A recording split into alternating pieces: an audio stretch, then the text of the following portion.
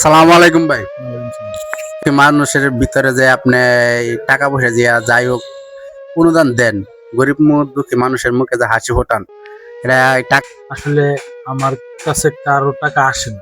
আমি ব্যবসা প্রতিষ্ঠান থেকে কিছু সংখ্যক দেওয়ার জন্য চেষ্টা করি, গরিব অসহায় মানুষের পাশে থাকার জন্য চেষ্টা করি।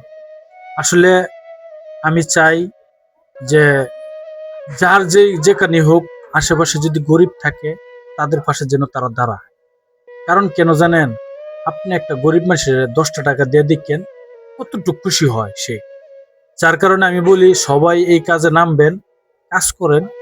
আর যদি কোনো সময় আমার ইনকাম আসে হয়, তা আমি যে যদি 10 টাকা, কিন্তু আমি 20 টাকা দেবো।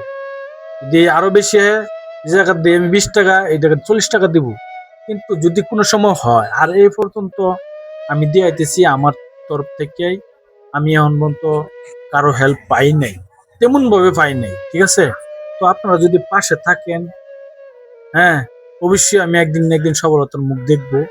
গরিব অসহায় মানুষের খেদমত যেটা আরো বেশি করতে পারি, এই দোয়া করবেন আমার লাগি। আপনার যে ফেসবুক থেকে কোনো ইনকাম নাই, তার জন্য কি আপনার কষ্ট হয় না?